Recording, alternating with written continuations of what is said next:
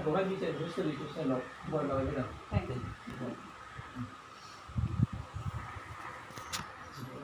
गिबियावनो खुलुमग्रोबाय। दिनै नोंथांमोननि हास्थायनाय बायदि आङो दिनै नोंथांमोनाव जे खावलायबाय थादोंमोन बै समनि बर'नि सावथुन खोमसिनि लामा बे एक्ट्रिस आरो एक्टर मेडाममोनाव थां होननानै जे नोंथांमोना खावलायबाय थादोंमोन।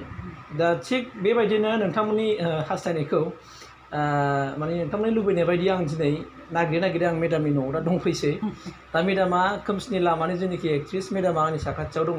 दा जोङो मेडामनिफ्राय गोबां माखासे बाथ्रा मिथिगोन दिनै मेडामनि न'खरनि सोमोन्दै आरो मेडामनि बै समनि सावथुन मुलुगाव फैनायनि सोमोन्दै जों थार बाथ्राखौ दिनै मिथिनानै लाग्रोगोन। दा बे समाव आङो मेडामनि इन्ट्रडाक्सनखौहाय मोनजानो लुगैबाय मेडाम। गिबियावनो BTR इनफ' स्टुडिअ'खौ आं गोजोननाय हामलायनायजों लोगोसे फंबायखौ खुलुमनाय जासिबाय।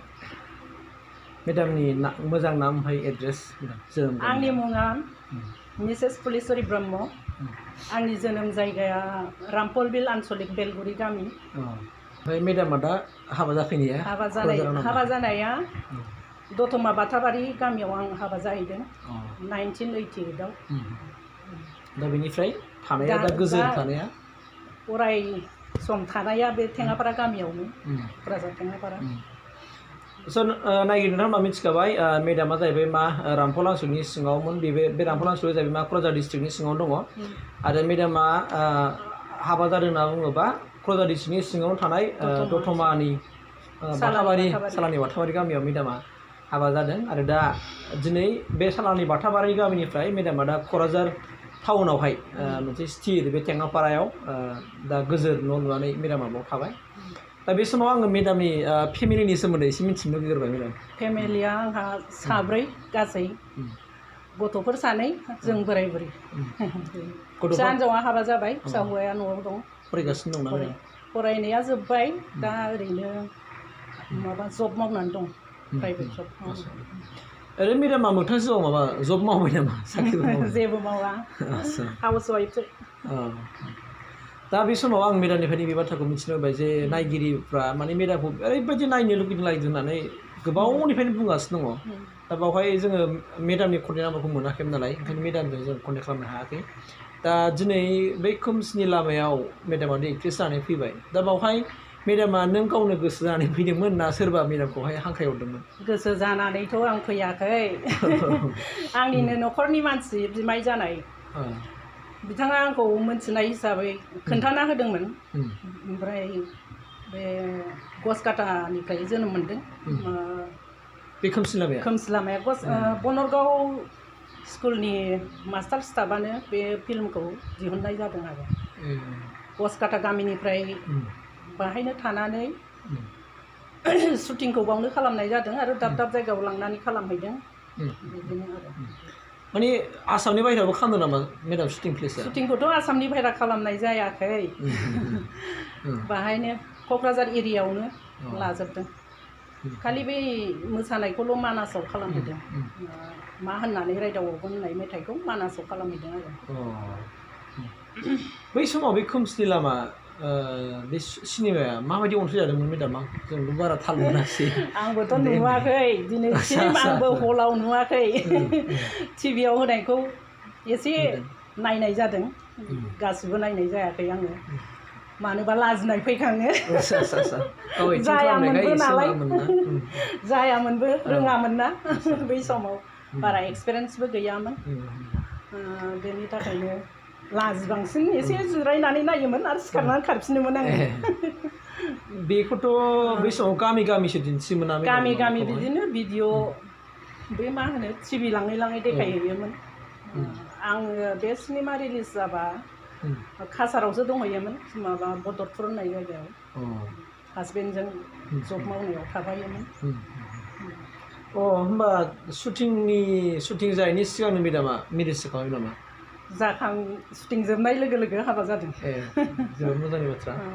ओमफ्राय मेडाम बिनिफ्राय आं मोनसे बाथ्राखौ मिथिनो लुगैदों, बे मा होननानै बुङोमोनलाय खोमसिनि लामा, बे खोमसिनि लामा सावथुननि जेनाखि एक्टर मेडामनि लोगो, बे एक्टरा दा बहा थायो मेडाम? एसे मिथियो नामा बेनि सोमोन्दै? बिथाङाथ' दा गसाइगावआव सेटल जानानै दं।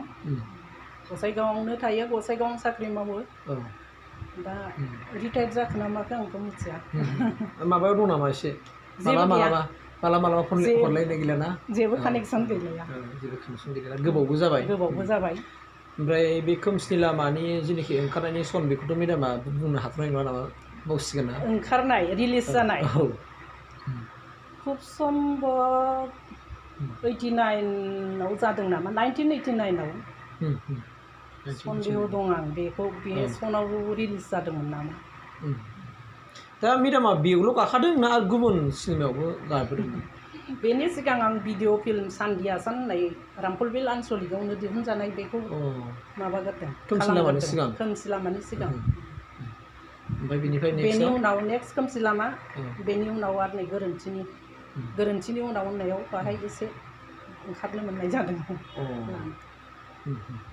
दा मेडामा नैबे आथिखालनि समावबोथ' आथिखालाव माखासे ओंखारनाय जोंनि सावथुनफोरखौथ' नायो दा मेडामा ओरैबायदि मालाबा फिल खालामबायदों नामा जे सिगां समाव मेडाममोन गाबोनाय ओमफ्राय दानि जेनाखि ओंखारनाय सावथुननि गेजेराव माबा मोनसे फारागफोर दंबायबाय नामा फारागफोर जोंनि दिनाव बुंनो थाङोब्ला टेलिभिसन मबाइल होननायानो गैयामोन ससियेल मिडिया होननायानो गैयामोन न'खर साननो हायोमोन सोरनाव टिभि दं सोरनाव बे समावथ' आरो मबाइला गैखायामोन जोंबो आरो सिनेमा नायनायखौ साननो हायोमोन आरो आखाइ थारखायाव साननो हायोमोन जों बेसेबां हिन्दी फिल्म नायदोंमोन बेफोरबायदि दानि मुगानि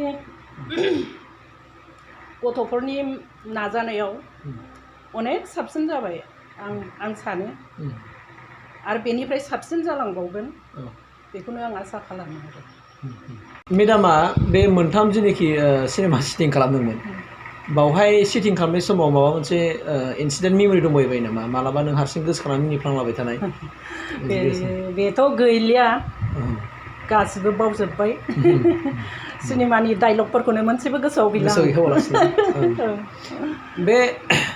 बे फरायनाय समनिफ्रायनो मेडामा माने मोसानाय मानायखौ सोलोङोमोन नामा मेडाम बुंनो थाङोब्ला जोंना फेमिलियानो कालचाराव इन्टारेस्टेड गासिबो जोंनिनो बिदा गिदिर प्रफुल्ल कुमार ब्रह्म रेडिअ आर्टिस्ट बेनि उनाव जों गासिबो बिदा बिनानाव फिल्म बा माबा मोनसे भिडिअ एफा एनै मोनजोबबोनाय आरो गासिबो माने फेमिलिया जोंना बिराद गिदिर गासै 8 जन आं 5 नाम्बार बिनानाव गासै 8 जननि बिथोराव आं 5 नाम्बार आरो मेडामनि उनाव दंबावोसो नामा सासे फंबाय दं 2 बिनानाव दं बिदि आरो बिसोरबो गासिबो फिल्माव भिडिअ फिल्माव एफा हाबबोजोबनाय ओरैनो दासिम मेडामा बेसेबां माने लाइफआव बेसेबां फरायनानै थाफैखो आंथ' मेट्रिक पासल' जोबोद मोजां बाथ्रा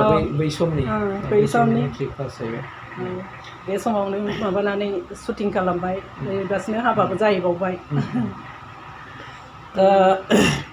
बा बे समाव आङो नायगिर नोंथांमोननि सिगाङाव आं बेखौनो एसे मेसेज होनो नागिरबाय मेडामा जे समाव बर' सावथुन मुलुगाव फैदोंमोन एसे सिगाङावसो मेडामा होनबाय जे कालचारावहाय बिसोरनि न'खरनि माखासे सोद्रोमाफोर मथा-मथि गासिबो इनभल्भ दंजोबो माने साफ्रोमबो सोद्रोमाफ्रानो माने कालचाराव एसे माने सिथाबना फैजोबनाय मेडामनि न'खरा ओमफ्राय मा होनना बुङो मेडामा जेनाखि खोमसिनि लामा बे सावथुनखौहाय शुटिं जोबखांनायनि उनावनो मेडामा मेरिज जादों होननानै बुंदों ओमफ्राय दासिम मेडामा मथा-मथि जिउआवहाय मोनथाम नङा होमबा मेडाम मोनथाम माबायावहाय सावथुनाव ओंखारबोबाय आच्चा मेडामनाव मोनसे खोथा सोंबावदों आङो दा जुदि सोरबा एक्ट्रेसनि बिमा एक्टरनि बिमा लेंहरबायोबा मेडामा गाखोनो गाला बेखौथ' आं आगोलनिफ्रायनो माना खालामनानै थाखाबाय थांनाय नंला एसे माबा उसुबिदा मोनबाय